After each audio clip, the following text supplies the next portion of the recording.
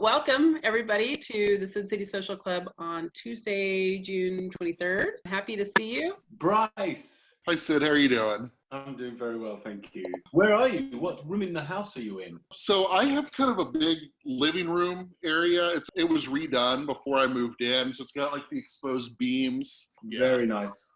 What state? I'm in Kentucky. I'm in the very north part of the state, right by Cincinnati in Ohio. Oh, yeah. But listen, I'm going to tell you something that I'm telling everybody, but I'm going to just tell you specifically, hoping that other people eavesdrop. We're going to talk about, one of the things I'd like to talk about today, but having been just now Father's Day, is pa's, dads, even if they're father figures and not fathers. So what do you do? I am a lawyer, actually. Yeah. Oh, wow. What's your preferred area? My firm kind of represents a lot. We have a lot of small cities and like library districts and health departments and things like that around here. So we tend to represent those small government entities. It is never dull. So do you find yourself defending them or prosecuting on their behalf? But a lot of what I do, they call it general counsel work, where it's just like they give me a call because they need advice on something, or they might need me to draft something or look at a contract. But when I'm in court, usually we've been sued by someone. So and how is the whole Zoom thing going? It's been interesting. Somehow I missed getting the link, and so I actually went to the courthouse. They would let you go in if you wanted to, but you had to wear a mask and everyone was spaced out. So judge is sitting there and they've got a monitor up and like 100 people on the Zoom call because it'll be like a motion hour or something. So everyone's kind of doing their own thing, waiting to be called on. So kind of in general, we have a semi-retired partner who is notorious for replying all to things he probably shouldn't reply all. Also, when he was in Italy, he sent us all pictures of his food, each meal, for some reason. I don't know why. We're all working. Great. Yeah. So are you and your family well? Is everybody okay? I worked from home for quite a while, back in the office, but there's only a handful of us. My dad's out in Colorado. He's doing fine out there. They've been quarantining. My mom's here. Luckily, everyone's been healthy that I know, so that, we haven't had it too bad out here. How would you describe your dad? Just in a public forum. He's very organized. He all of my, to the extent that I'm organized comes from him. I remember it used to drive my mom crazy when they were married. He would like Tupperware. He would label the lids and the Tupperware. He'd put in one or inventory his cabinets, like the pantry, whatever was in there, and cross things off as he used them. He worked for the federal government for a long time doing soil conservation things. He loves talking to you. It's just you got to kind of draw it out of him sometimes. So he can be reticent. Yes, absolutely. What makes him the happiest in your memory? He likes just being outside. After he retired, he went to go to all the Colorado state parks, and he thought it would take him 10 years, and he did it in 2. That's great. He loves to golf. That's probably his. Yeah. Oh, he's a golfer. That's his thing. It's kind of weird when I'm out at family reunions or something. They're all golfing. I just never got into it. He tried. Really. Yeah, me too. I mean, if you could bring a dog to a golf course, I would be all over that. You can't even do that. But it's like, well, not interested. Not very interested. Your family was still together? Yeah, my mom and dad got divorced when I was fairly young. I was in 4th grade, I think. And then I ended up moving to Kentucky with my mom and my stepdad. And I just kind of love Colorado, love getting back. But all my friends are here. Of course. And your stepdad is still with your mom? He passed away in 2012. Yeah. What kind of guy was he? When he first started dating my mom, I know he wanted to it was really important to him that I liked him, because he knew it'd be important to her. So we were at her company softball game, I think. And he just came up to me. I was probably, I don't know, 6th grade or so. He was just like, do you want to coach third base? I didn't know what I was doing, but he wanted me to feel like I was a part of things. So he's telling me how to tell the runners whether they want to go to home or whether they should stay, Wow. Like when you're a little kid, you just feel so important, when there's a bunch of adults playing, you're telling you tell him whether he's going to run for home or not. So perfect. What a brilliant idea. Did he work in what did he do? He was an electrician for most of his career. Last 5, 6, 7 years, he got into teaching.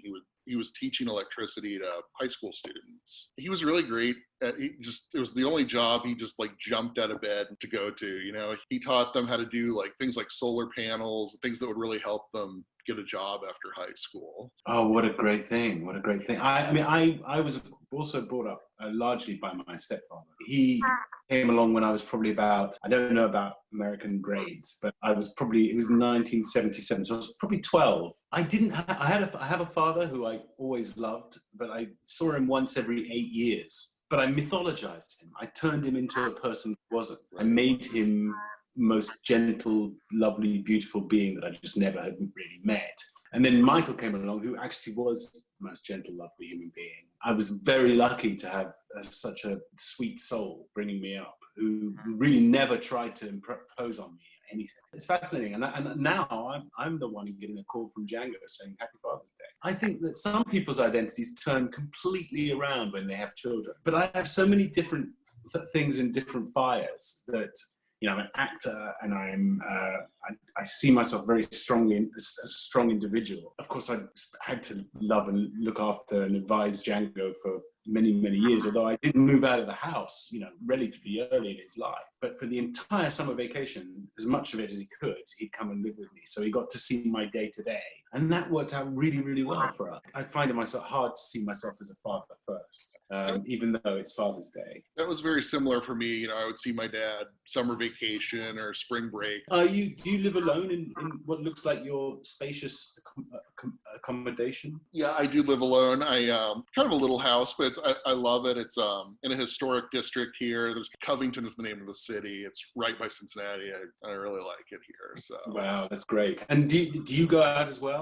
What I like about Covington is it's in a larger metropolitan area, but it's still got kind of a small town feel. You know, there's certain places you can go. There's a wine bar where all the neighbor people go and things like that. Right. And do you get uncomfortable going, wow, this thing is really not, that COVID thing is not abating? You know, I haven't been out since this started, and they haven't reopened the bars yet, but I'm willing to go outside to go out to eat, but I'm not comfortable going inside yet. You know, it's been a long time inside.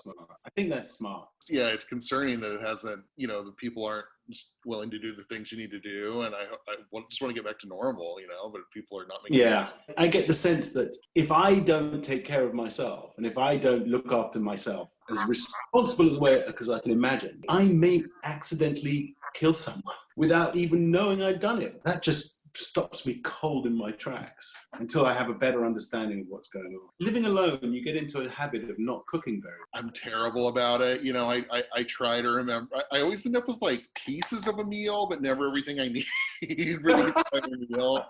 I eat out more than I should, and I'm trying to get, you know, I'm trying to be more healthy about that and just try to remember, like, plan ahead. And do you still have long hours? At first, it was a little crazy because we represent governments. We had so much going on with COVID, but now that's kind of died off, and mostly it's pretty reasonable for me unless there's something huge going on, like a trial or something like that. Do you like Indian food? I do. I love Indian food. And can you eat meat? I do. Okay, well, even if you don't eat meat, I made something called a chicken tikka masala today. It's kind of a day-long project, but it's actually very little work. Cut the chicken and put it in yogurt and marinate it with some spices and leave it for 6 hours. But it's incredibly quick. And I found a really good base recipe on a website. I think it's called Tasty. Okay. I would highly recommend you give it a go, because if you like Indian chicken tikka masala, the sauce lasts for ages in the fridge. Okay. The chicken you can just make in at the last minute, or you can substitute it with, I don't know, chickpeas if you're not feeling chickeny. And it was really good. You just have to make your own garam masala. But that's actually quite easy. It's just mixing six spices if you do the easy version. But I highly recommend it. It's a good project. And then you can sort of show off by giving someone some. I'll have to see if I can track the recipe down, and then I'll report back if I get her. Yeah, no. Well, I can't tell you what a pleasure it's been meeting the first lawyer I've talked to. Thank you. I'm great. It was great talking to you, Sid. Thanks. Thank you. If you want that recipe, check the chat room. People have already tracked it down and posted the link. Okay, we're going to try Emma again. I think she's got her audio fixed. Hello, I can hear you now. Yay! Where could you possibly be? I'm in Oxford in the UK. You're in the UK and it's 1 o'clock in the morning. Yeah, I'm largely nocturnal though. My housemates aren't, so I'm trying to keep my voice down a little bit. I don't work, but all my housemates do. We can hear you loud and clear, so you can be as quiet as you want. Good. I'll try not to get too shrill. We can hear you. And so, how many housemates you got? I got 3. So I live in a shared house. So effectively, I live on my own, but there are other people living in the house, if that makes sense. Yeah, I know exactly what. Yeah, you've Yeah. just got a shared So kitchen. thankfully, the one directly above me is a bit deaf, so they won't be able to hear. Perfect. Well, this is when you find out she's not that deaf after all. Did you lose work because like me because of the virus? So I've been out of work for the last few years. I have the bipolar disorder and I went a bit loopy. So I was literally the week before lockdown started, I was supposed to start volunteering to try and ease me back into work. And then of course I got a phone call going, probably not going to do the volunteering thing. I was like, okay, fine. I thought it would only be for a few weeks. 3 months later, hey ho. Some of us probably don't. I do know a bit about bipolar, but can you tell us a bit about it? I just think it just means you go from one thing to the other all the time. Most of the time I'm fairly stable, but sometimes I get immensely depressed and sometimes I get immensely not cheerful, but it's kind of like you've got way too much energy. So the thing I normally do just before I get manic is I suddenly start buying lots of craft stuff, which is why I have about 27 pairs of scissors. For some reason, that's the first thing I buy when I starting to get manic is scissors. You're hilarious. I don't know why. Then I get really irritable and annoying, but thankfully I don't get mania very often. I tend to get more of the depression and what they call mixed episodes. Mixed episodes is when you're depressed and you're manic at the same time, which is a mess. That's usually the most dangerous because you're all over the place. Right. It's very good of you to talk to us about it. I mean, it's very cool of you to talk to us. I don't mind. I mean, it's sort of part of my identity, so it doesn't bother me. The problem is people don't understand.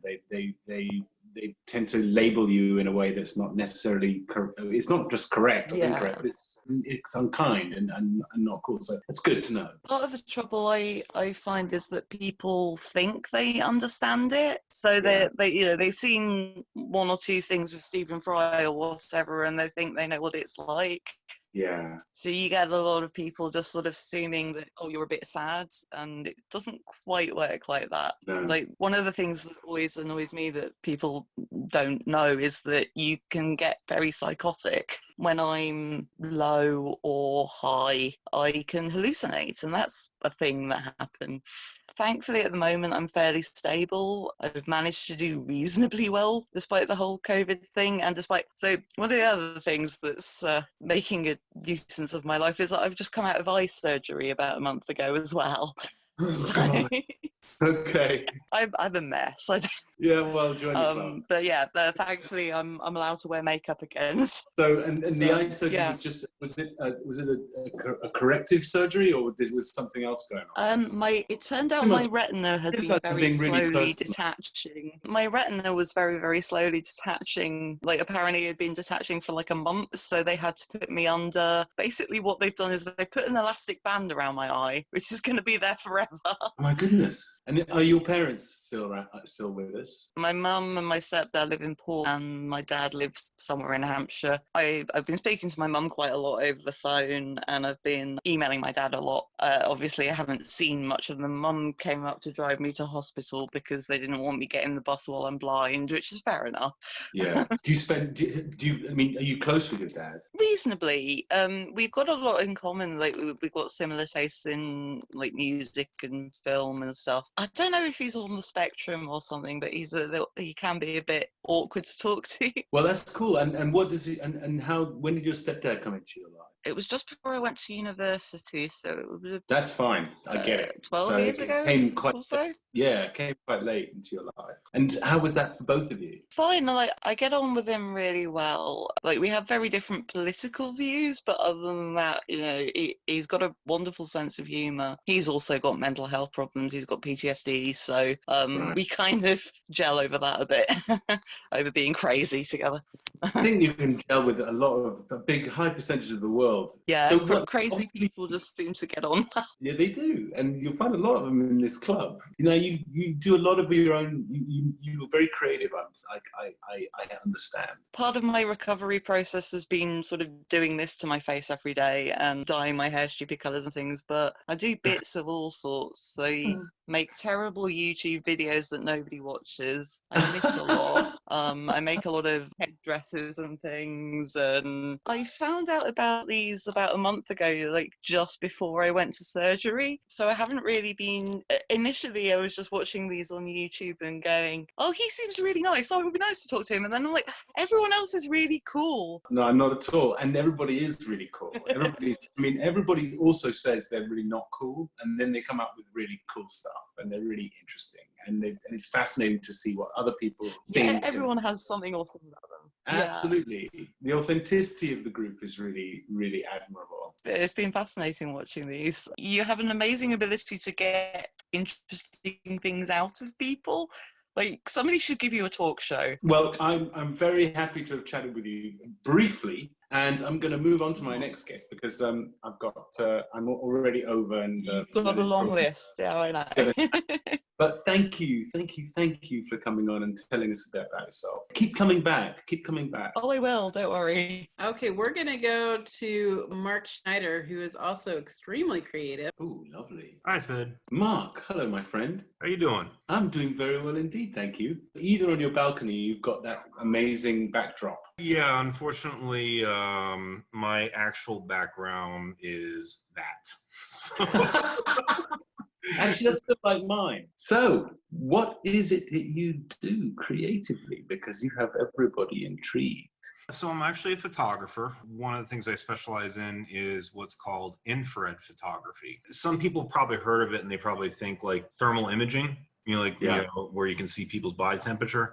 That's a different part of the spectrum, different technology. But what I do is called near infrared. So it's a very niche technique. It creates very ethereal type images, and sometimes just very very wild-like images. And it's something I've been messing around with for 25 years, on and off. My goodness. And are you kind of responsible, you and people like you responsible for sort of photographs? Because whenever I log into the BBC, I mean, every now and then there is, because they're very keen on showing astronomical events and images that depict them, which we know aren't literal, but they are an idea of the image as seen through this particular spectrum, or would that be a different set of images coming through somewhere else? Sometimes it's used for astronomical photography. I mean, the short end of it is digital cameras are actually sensitive to much more than the visible light spectrum. So they can see infrared, they can see ultraviolet. Astrophotographers will actually have their cameras modified so that way the camera can see the whole spectrum, and you get the results are a lot more striking when you're doing like images of the sky, or if you're like doing telescopic photos with like nebulas and whatnot. But so what is it? So then I must have misunderstood. Yeah, I'm a landscape photographer. So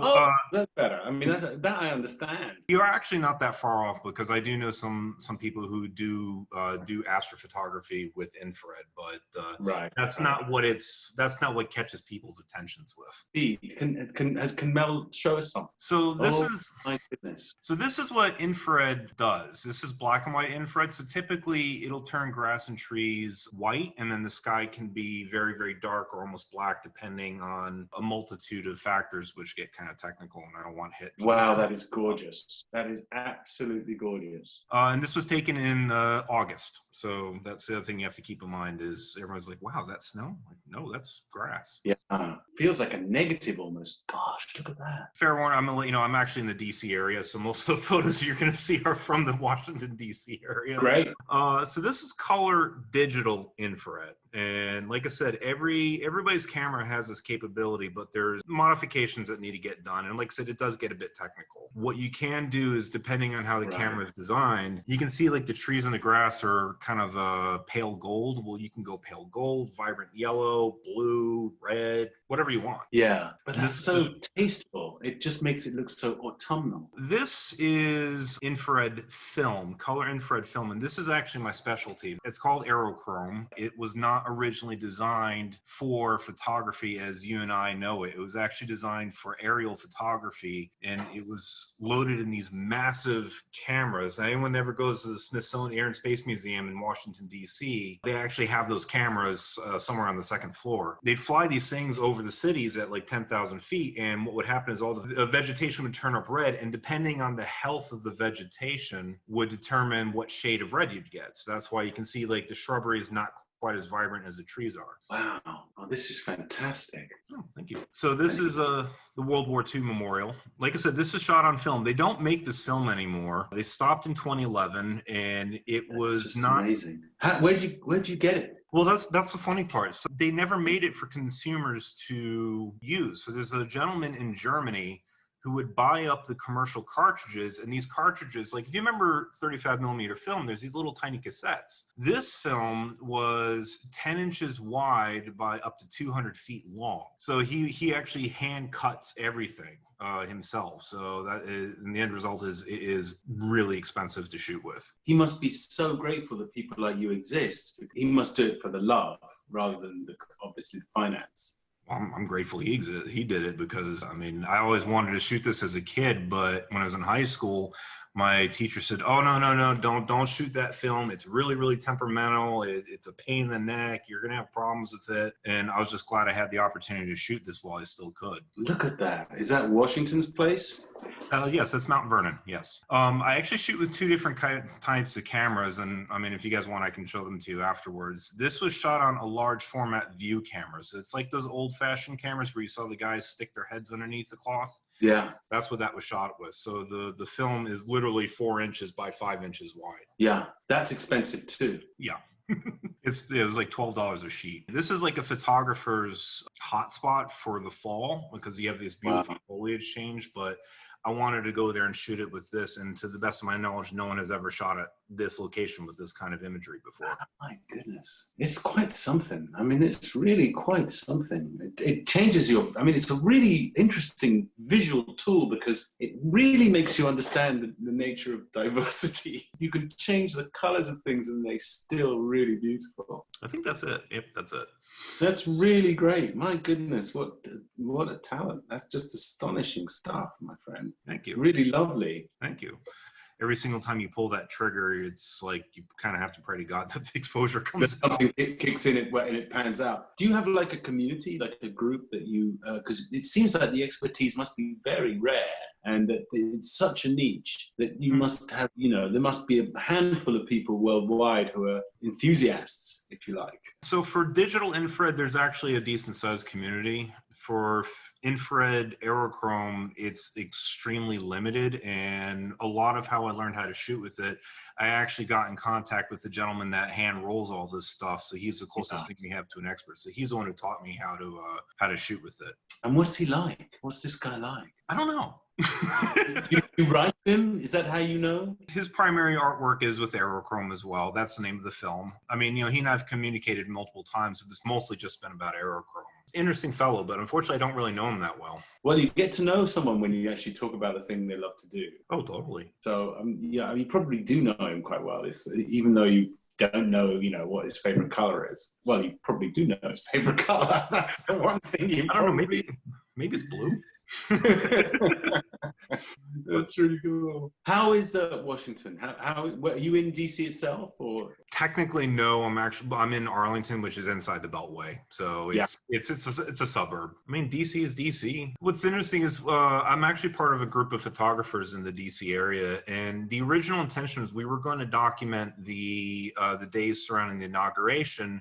And the way we saw it is it would either be documenting the inauguration of the first female president, or it would be the upset of the century and documenting the inauguration of President Trump. And that's what ended up. Yeah. And what do you do for work in that you can find time for such a really, it's scientific and time-intensive pursuit? Well, I've been shooting since I was about 15, and it's interesting because you're talking about fathers, and I started photography when I was in high school, and my father was dying from cancer. It was a slow process. So for me, photography actually really was, it was an emotional outlet for me, a creative and emotional outlet. It really helped me get through my dad's death. Apparently, I actually have a pretty good talent for it, so people say. You so. apparently do. It's a shame that my father didn't get a chance to really see most of my work, because by the time he passed, I was still learning how to take photos. But I have a feeling he's looking down. Absolutely. What did he do? What was his thing?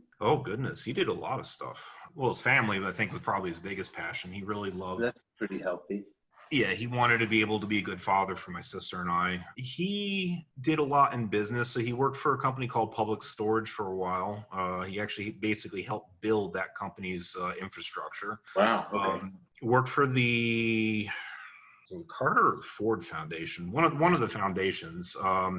He also worked in HUD and helped to kind of set up the current infrastructure for housing urban development. So he did an awful lot of stuff. He could have been a politician, but he says he didn't want to deal with the BS. Yeah, he was actually got something useful done as well. Pretty useful. But, and what was his favorite thing to do? I mean, obviously hanging out with his family, but did he have like a place he would take you all? Did he like to show you his knowledge about a particular subject? My stepfather used to enjoy reading H.G. Wells to me. That was his kind of, he thought that would unlock the secret of the world. I'm not saying this because you were on Star Trek, but he was a huge Star Trek fan. He was also into movies. So, one of our favorite family pastimes was watching Raiders of the Lost Ark. So that was one of his favorite movies. But my dad and I did bond over Star Trek, especially as a kid. He actually passed between seasons 5 and 6 of Deep Space Nine, so unfortunately he didn't get to see the end of it. But that he actually did like that show. In fact, when they introduced the Defiant, he called it, what did he call it? Mighty Mouse on steroids, or the Millennium Falcon on steroids? Something along those lines. I mean, there's a lot of things. He really, honestly, he just liked to talk. I mean, he just talked to you. Sometimes I just like to have to tune him out because he just talk and talk and talk. And it's just but I love that. I mean, I'd rather people did. I'm very happy. My wife just likes to talk. talk. But it just keeps me alive. It keeps me busy. It keeps me active. It keeps me listening. Because you can end up in it, especially when you're living with someone. You can end up just not listening. You can end up just tuning them out, and that's a terrible place to be. And thank you for sharing your stories about your father. I mean, I really think you have a singular talent. Is there a way that people can get to see them in an expansive way, in a more detailed way? I am on Instagram. I believe I sent the info to Mel, so I guess she's going to post that for everyone. Fantastic. Thank you. Thank you for your generosity. That's really, really lovely. One thing I would like to say, because, I've lived outside of the DC area, and something I'd like people around the world to know, there is a stereotype about DC that it's a swamp and, we're all corrupt here. The vast majority of the people that work here are good people. So most of the folks here are just trying to do their part to keep things going. Well, that's a very cool reminder, because I think everybody would agree. Thank you, my friend. Everybody got to check his photo. I haven't got Instagram, but I'll find a way, because I'd love to zoom in a bit. Thank you very much for the opportunity, Sid. It was a pleasure. And it was an honor too. Oh, thank you. Thanks again, Mark. Those are gorgeous. And if you missed it in the chat room, you can find him on Instagram. Mark Schneider Photo is his handle. Okay, we're going to go over to Marissa. Good evening, everybody. Good evening. Hello, Marissa. In the world are you? I'm in Western Massachusetts, actually. Oh my goodness, we're neighbors. I'm in Western Massachusetts too. Oh, lovely, lovely. I've been here just for a year and a half, so I still don't know my way around. So that Massachusetts, Western Mass is. I would often ask about how COVID was. You know that it's being handled relatively okay here right now.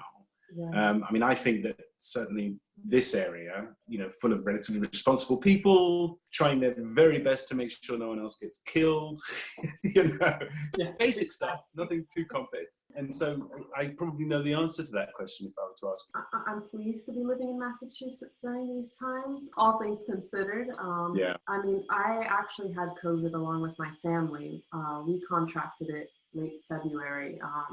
I contracted it through a conference, and then I gave it to my husband, and then I gave it to my mother.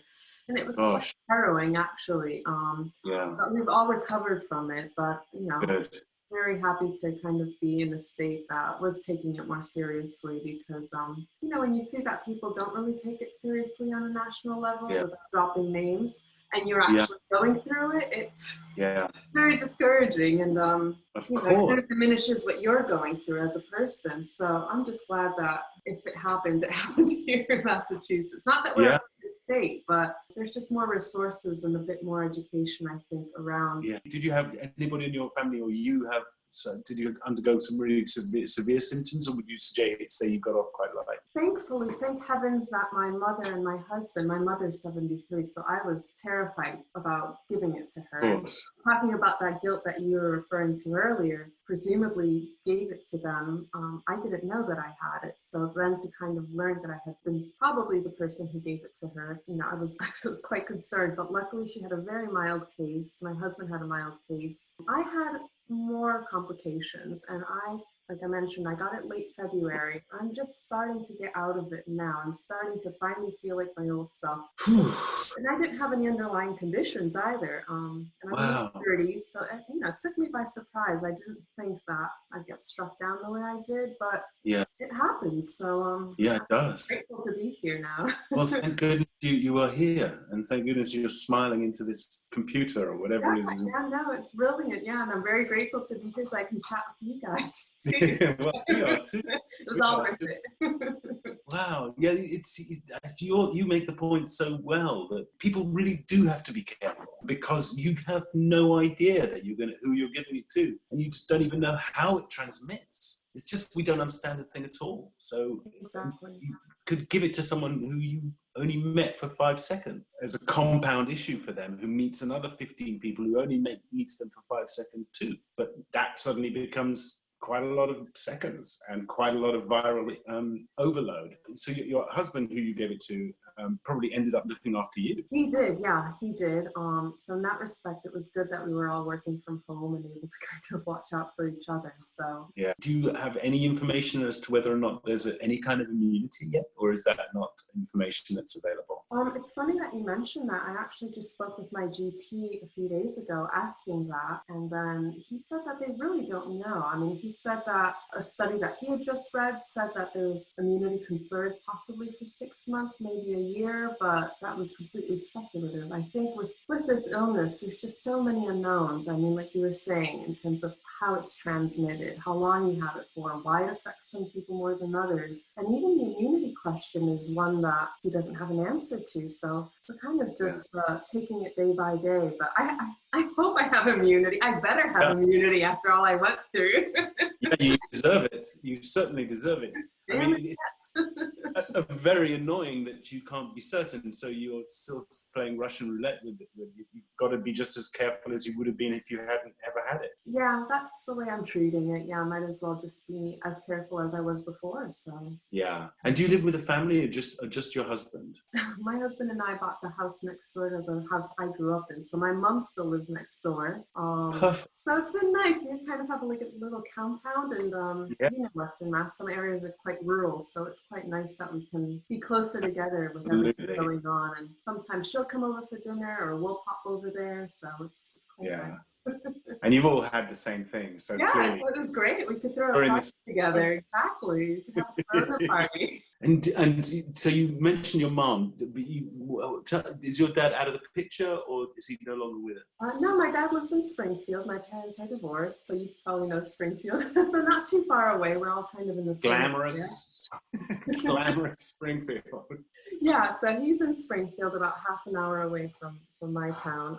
So no, we get to see each other a fair amount, not as often with everything going on recently. What used to make him happy? What was the things that he really enjoyed to do? My dad's a bit eccentric, to be honest.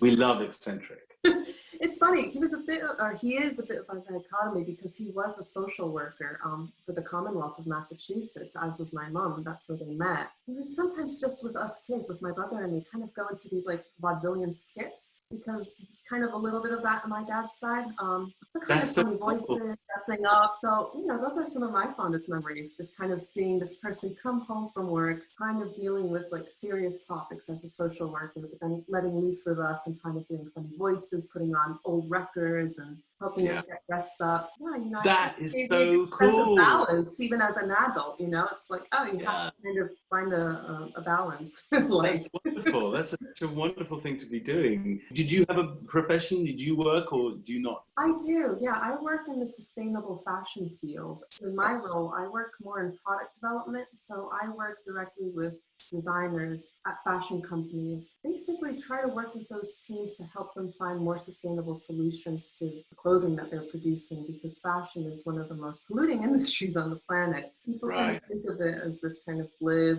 glamorous, a bit vacuous field, but there's a big cost to it. So I just try to connect designers with resources, be that materials that are more sustainable, production methods that might be more sustainable, to get a more net sustainable product. That's a great thing to be doing. I mean, apart from anything else, and I think it is a vacuous field. You're making it less vacuous by doing that. I don't know. Maybe they don't listen to me at all.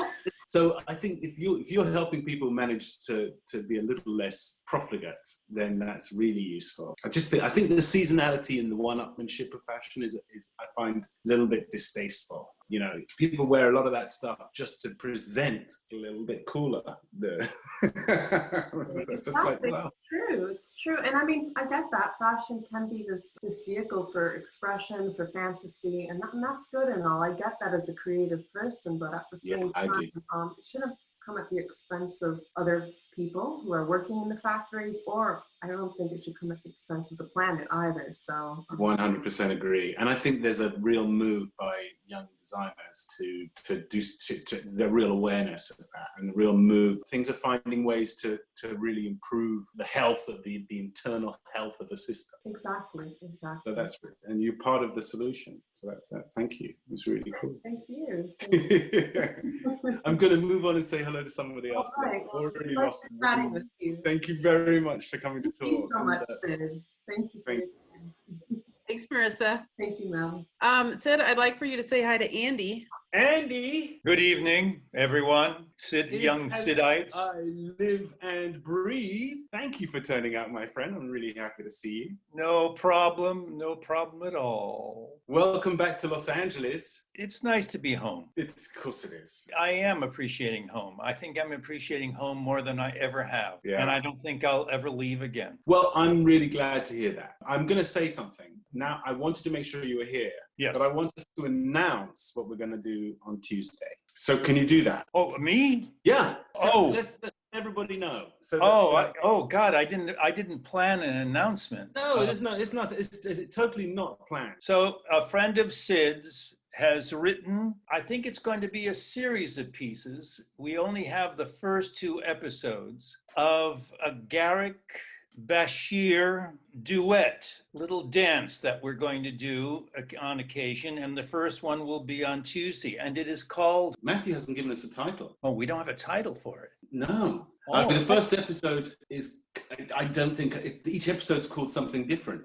We're going to have to make up a title. Yeah, and so this is going to happen during this slot, right? Next Tuesday? It's happening, we'll premiere it next week. For this crew. Time, yes. And it's 25 years in the future where Deep Space Nine finished off. Garrick and Bashir are 25 years older. There will be occasional guest stars, but we'll wait and see. It's a piece of fan fiction we will do on Zoom for you. And then we'll do it again on Friday for the Friday crew. We'll see where we end up. We're not going to publicize it, so we're not letting anyone else know. We're just letting people know this way. You can tell them you won, but this is not... we're not, trying to get an audience. We've got an audience, and that's you guys. Well, it's your audience, right? It's yeah. So I mean, you're not. Is this open to the world? I mean, can anyone can come? But if the first 100 people, then they're gonna have to do. They're gonna have to watch. We'll have expanded. We'll expand it for next week. Okay, well, we'll see. It's fun. It's really beautifully written, and I believe. Yeah, it's really well written. It seems like one of the show's writers wrote it. It's like that. And it just continues the history of Bashir and Garrick and all their... Checkered histories. Checkered. Ever were. Exactly. How was your family? How was Portland? Portland is beautiful. I mean, and my grandson, who is the apple of my soul, is one of the most incredibly beautiful creatures on earth. How old is he? He's 4. He turned 4 in March. right at the beginning of the, the madness. Yeah. And he won't put on clothes. He wants to go around buck naked. Just like his granddad. Just like his grandfather. That's kind of a scary image. You're going to frighten people away here. It rained all the time, but then we did things like go up to the Columbia Gorge, which is this incredible gorge on the Columbia River where there's all kinds of hiking and it was beautiful. Yeah. But there was no sun because it rained all the time. So we came back to California, and now we have June gloom. Yeah. Yes. You do. But the sun does come out in the afternoon. So yeah. And Irene, is she well? She's well. We're hanging in, Sid. We're hanging in. We're behaving ourselves. We're being good boys and girls. Distancing, wearing a mask. I'm the only person when I go to the market who actually has gloves on. But it's good to see that people in LA, they're all wearing masks. Because things are spiking here. It's not actually getting better. No, it's not getting better in the whole of the United States. Yeah, I mean, it's extraordinary. Then seeing these. Well, anyway, we won't go there. No, but we know exactly where there is. Yeah, there is a there. In using modern political parlance. There is a there. There is a there. It's not a nothing but. I'll be glad to go back to Cardassia, let me tell you. I've had it with this. Oh, dear. Well, let's talk, you and I, to whoever's next, whoever's coming up. Certainly. Let's see who it is. Okay, we're going to go to Leanna. I'm excited. I get to talk to Andy and Sid. This is true. Hi, Leanna. So you caught me in my room of requirement. Usually I'm in my office, but it's being occupied by my spouse. So I'm actually in my room where I do all my creating. Where are you now? I'm in what I call my room of requirement. It's basically a room where I do my dance, my cosplay stuff, and my exercise. Why do you call it? Have you read Harry Potter, Andy? No. It's a special room in the castle that is whatever the children need it to be. I see. So right. The modular nature of the room for me. I can see a mannequin behind you. What's the mannequin about? That is my dress form. Oh, so you make your clothes? I make a lot of my cosplay pieces. I've been going to San Diego Comic-Con for over 20 years, but only in the past 10, 15 have I actually started to do the cosplay thing. And, only in 10, 15 years. It's like, when your first conventions are in the 80s and 90s, it's kind of like, it's like, comic book conventions and stuff like that. And one of my friends encouraged me, and it's an expensive hobby, but I found a way to, if I do it myself, then it's a little cheaper. You can do it.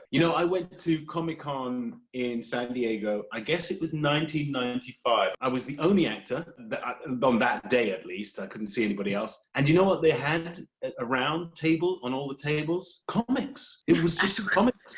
Right. There was nothing else going on, and I was, and they were like, "Hey, yeah, but we've got a Deep Space Nine comic. We like to promote it." And no one liked the DS9 comic when it came out, so it was just comics. And slowly but surely, unfortunately, the comic book part of it has disappeared. I used to be able to just walk up and buy a ticket for the day, and now it's like plotting like a military strike to get a ticket in a hotel. I went with the crew at the cast of Gotham about 2 or 3 years ago, I think. I actually like the smaller conventions. I'm originally from Texas, and so whenever I go back to Houston and Dallas, it used to be called Space City Con. Those are smaller ones, and you actually get to interact with people a bit more, and it's less stressful for everybody. Andy, do you like the conventions? Oh yeah, I do. I actually have a good time at them. I hated Comic-Con. I mean, because it's just like a. I mean, it's like there's no room to breathe. I'm claustrophobic. I actually enjoy myself at conventions. What's your favorite one to go to? Small ones. I'll do the one in Las Vegas. Any of you who have been to that one know that there's this death trap called the Rio Hotel. It's okay because then it makes up for it because I see all these people like Sid and and Johnny Phillips and people that I love that I never get a chance to see. And I enjoy meeting fans. Yeah, you talk to fans, which I love. I mean, you give time. You spend a lot of time. They take the time and energy, and they spend the money, and they come and they express their appreciation of your work. What am I going to do? You know, like it's kind of extraordinary because it is a symbiotic relationship. I mean, you know, all my life I've been working in this business thinking that, well, yeah, it's me, except in the theater. Obviously, in the theater, it's a live deal. You have a live audience. They're living, breathing. They're the missing character with each evening's performance. But within film, you get in front of a camera and you do your gig and so forth, and you walk away and you think, well, that's that, and not realizing that there is an audience who's showing up. I've actually never been to Star Trek Las Vegas. This was supposed to be my first year, and now that it's moved to December, and the next one won't be until 2021. Are you still in Texas? No, I live in Vista in San Diego, in North San Diego County. So you don't spend any fortune on air travel to get there? No, not anymore. But I staycation it. I actually do stay down there. So I have friends that fly in and we get a room together at the Manchester Grand, and that's usually where we end up staying. And okay, great. Yeah. Lovely. Yeah. What do you do? So my background is actually engineering, which was inspired by Star Trek. And I fell ass backwards into the world of the .com era back in the late 90s. I did work for Bank of America on the technology side. Been working from home for about 12 years now. So this didn't change much for me, except that we had a lot more COVID work to do. But I work in data analytics and insights technology for the bank. Wow, that's fascinating. So data analytics is what? It's anything you want it to be. They've elevated our, you know, basically I just write fancy things to extract information from data, and my role has transitioned more into the risk side of the fence. So after being a developer, you know, doing all those roles, I now help baby developers manage the risk of their applications and things like that they're building, and make sure, because we're a heavily regulated industry, right? So we want to make sure that we're not doing something incorrect against the regulators, against our customers, and I'm a customer too, so I want to make sure my data is protected. So yeah. What sort of father did you have? So my father passed away in 2014. It seems like a lifetime ago, but he's always with us. I miss him. I'm South Asian by ethnicity, Bengali, very specifically. Right. My father was born even before India existed, so I say pre-partition, and some people may understand that. Oh, I see. But before this version of India existed. Exactly, yeah. You know, that's why I say Bengali, because technically speaking, we're from both sides. You know, like there's Bangladesh and then there's Bengal, and so I'm from both. When I've gone back, it's to visit both sides. But my father was a big influence on my life. He is the reason I started watching Star Trek original series when I was a kid. My first memories are watching it with him. And my mother is a space person. She worked, she's a PhD, was in space nutrition, and being in Houston, she worked for JSC during the summers, and she's a professor of nutrition at Texas Southern University. Which is an HBCU. So they were amazing people. And did they emigrate to America, or did they just come over here? They came in the late 60s, early 70s. In fact, Bangladesh didn't exist at the time even, because it was still East Pakistan when my father came over, and my mother's family is sort of responsible for the rebellion in creating Bangladesh. So she made it out before the rebellion started, but I also tease her that she had a bit of insight into when they were really going to start the push. So she came over in late 73. Because there was a terrible atrocity, wasn't there? I mean, a lot of people were killed, and it's a largely Sikh community that was there. Or is that's the other side. So when the Brits left what's now India, and they made Pakistan, India, and then East Pakistan, right? And I don't know if the mapping is working for you, but they divided it more majority Muslims on the East Bengal side versus the West Bengal side, which actually wasn't inclusive of my family, because they were Muslims on the now West Bengal side. So people transitioned over, and to your point, it was bloody and brutal. It did not get better under Pakistani occupation, unfortunately. There was a wonderful book by, I believe, Salman Rushdie called Shalimar the Clown. That is wonderful too, but there was one called Shalimar the Clown. I think he wrote about that particular area because he's really engaged in what happened in that part of the world. I try to read as much about that part of history as well. I mean, like I said, we've got family that were a part of that part of history, but at the same time, I want to read what other people have to say about it and kind of absolutely see what they, what's been said. How did your father feel about partition? He actually remembers the rationing because he didn't have ink for school. So they were using, there's a kind of spinach that has a purple flower thing, and they were using that for ink, and they would just wash it off the palm leaves or whatever. Like they didn't have chalk, they didn't have anything. Wow. Okay. So he remembers that. And then when it came to the Pakistan separation, my father left, like I said, in the late 60s. He got out, and it was not going well. It was very much, from my parents' description of it, an occupied territory. I was privileged to even meet some of my great-grand relatives, and so they gave me the better insight into partition than my dad did. Like, my dad talked about the rationing, but they did notice when the Brits left, there was certain things that got better, for sure, but then there were certain things that fell apart. They had mixed feelings about it. Do you go back to India? I haven't been back in 20 years, and it's just hasn't worked out. It's a beautiful, beautiful country. I mean, I miss know it. the South much better. I'm a bit concerned about some of the religious intolerance right now. But that seems to happen cyclically over there. It's so interesting because when my mother was growing up, and I grew up in my parents were pluralists, because everybody there is sort of, syncretic and pluralistic in their beliefs. The next generation after my parents tended to be a bit more, sectarian in how they thought. And it's very strange when we go back there, because my parents came with their beliefs and that's what we have. Then we would go back, some of my cousins and some of the other things. I'm like, wait, you don't talk? My mom would go to the Saraswati Puja before a test to get, the blessing from the goddess of knowledge before a test. And she's a Muslim girl, right? And they would celebrate Eid with her Hindu and Christian friends would come over for Eid, and everyone did everything, and now it's not like that. That's a bit weird. So you must have been horrified when I recommended chicken tikka masala. No, I actually like it.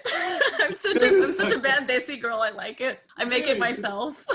Oh, okay. I just made it today, and it's really delicious. But just for people, and why we're laughing, is chicken tikka masala was invented by the British because they couldn't manage anything else.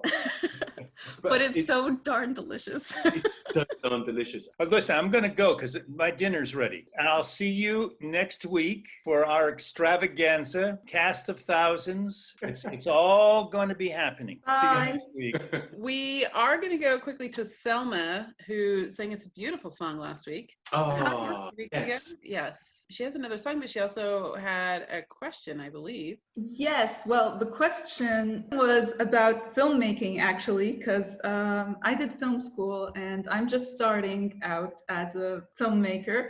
And I wanted to ask you about short films in particular, because that's what I'm doing right now. Recently I watched the short film Baby Mine, and I loved it. I just wanted to ask you, in terms of acting and how a director directs actors in a short movie, and what makes you as an actor more comfortable. I'm really asking from a director's point of view, what makes the actor more comfortable and what makes you uncomfortable? Well, you've already got the right attitude for making an actor like me comfortable, because it's about just a natural affinity, just a natural sympathy for each other. You appear to be like a nice person, and that's kind of half the battle. If you came in here kind of kicking and screaming, telling someone not to get out of your parking spot, I might not be ready to work. You'd be comfortable working. So in a way, directors are kind of a therapist, because they're trying to get the truth out of everybody. And sometimes that truth is really hard. Sometimes it's traumatic or problematic. You have to ease the actor into... Yeah, I mean, really, you just have to be yourself as much as possible. So you're trying to figure out what the words mean, and that gets more difficult with some things like Shakespeare or some of the plays than it is with some of the movies. But the same job is always present, and it's a shame Andy just left, because Andy teaches as well as other things. Yes. But he would say, he would probably say, we're all in the business of interrogating the truth. We're all in the business of trying to really get to the bottom of how to make the most out of these few seconds we have in front of people. I like to think kindness is the best way to do that. Sometimes you've got to be pretty tough, because actors will just be lazy and stop working, and someone else will have a coffee, and then you'll suddenly find you haven't got time to shoot the scene, and the day is over, and you've got to get this, you've got to be pretty, but you can do that kindly. Ruba Nada, who you remind me of, in the sense that wow, as a young person, she was really excited about doing this business. That's a huge compliment. I love it. She does some great work. She's as sweet as you can be, and then when she needs to be, she's all pistols from the hip. Because people, you need to be a benign dictator to kind but firm. Exactly. I hope that answers your question. It does, thank you. Well, I wanted to sing you a song too. This one's also in Arabic. It's about my grandparents who passed away practically on the same day. Please do. My grandpa, you were talking about father figures. My grandfather was very, very important to me in my life. He was an extraordinary man. So what did he do? What was his role in where you live? Well, I was born in Canada. We came to Tunisia when I was 5 years old. I was 5 years old when I got to know him for real. And moving was hard for me. It was really hard. And he was a presence in my life that was comforting, and he was safety. Yeah. And he taught me so much. With him, did you live together? No. But I visited a lot, and I spent my summer vacations practically every single year up until his death with him. He accepted everyone for who they were. He really taught me a lot about being a good person. In some ways, he was a very traditional Tunisian man, but at the same time, he was open-minded and kind and tolerant. Alhamdulillah, as they say. Yes. Well, please, let us hear a bit more about your grandparents.